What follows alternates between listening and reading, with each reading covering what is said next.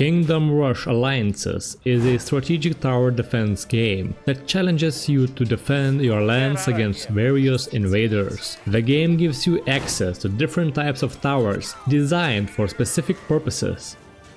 You have bombardment towers that can decimate groups of enemies, mages that are perfect for taking down heavily armored foes, barracks for producing melee fighters that hold the line, and then there are the archers, reliable but less flashy, dealing consistent damage from a distance.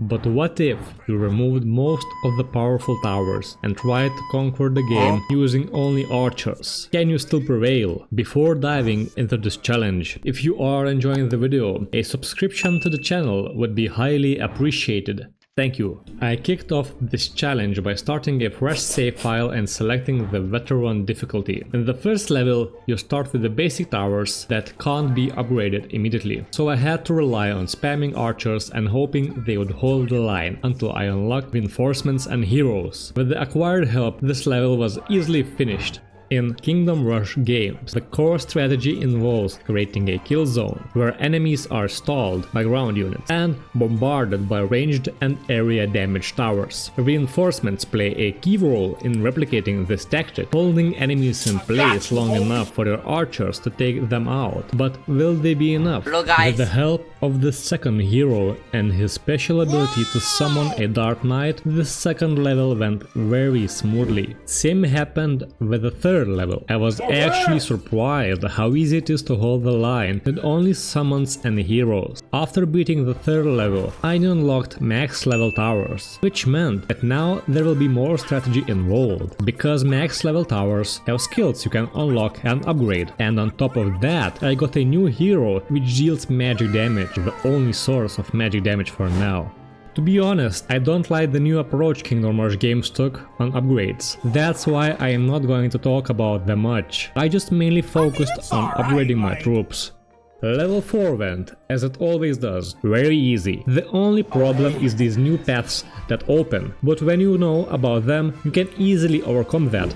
Then the level 5 came. The main strategy for this one was to get as many towers with the armor piercing maxed out, because there will be a lot of tough enemies coming at me now that have high armor and high health. With this strategy, this level was super easy. After completing this level, I unlocked another hero, Taurus, so I decided to try him out, because he summons soldiers, which I thought was what I needed. Next level was a boss level. I went and built as many towers as possible, and then started maxing them out one by one to prepare for the upcoming battle. Even though this level had a boss, it was surprisingly easy. Maybe these towers aren't so bad after all.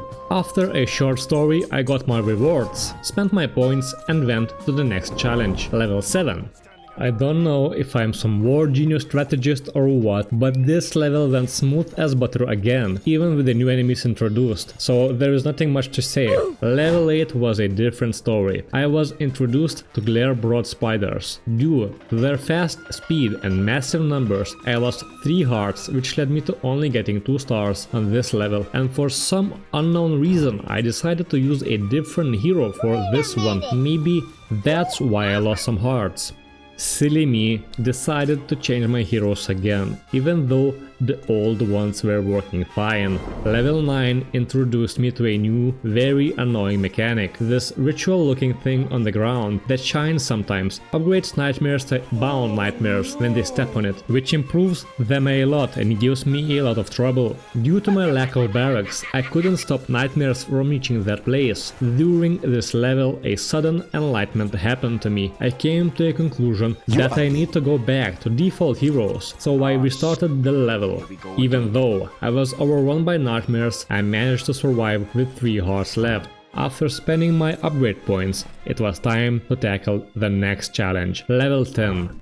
During this level, you need to watch out for these shamans at the top and for these crystal boulders, because at certain stages of the level, these will be woken up by the shamans and they are pretty tough. And on top of that, these shamans can teleport and buff enemy troops. Due to my lack of awareness, I was overrun by bound nightmares at the top entrance, so I lost 5 hearts, which led me to getting only 2 stars. Then came time for another story boss. The strategy stays the same. Upgrade as many towers and their armor piercing skills as fast as possible. And that's what I did. This strategy led me to the boss wave by only costing me 1 heart, and I defeated the boss easily by ensnaring him most of the times.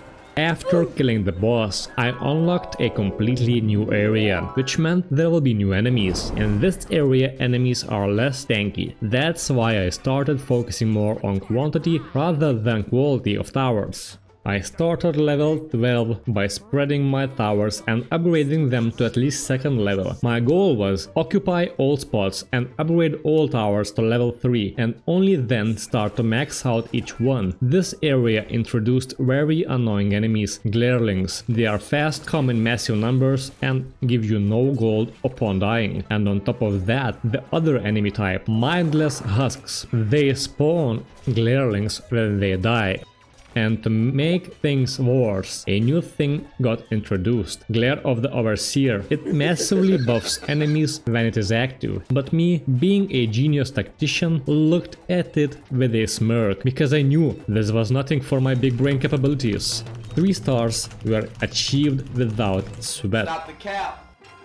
Upcoming levels were basically the same. I got 3 stars on all of them. Even though I got overrun by enemies many times, I managed to somehow survive without losing a single heart. But those were close calls. And I'm not going to even try to pronounce that boss name was a joke. I easily defeated it.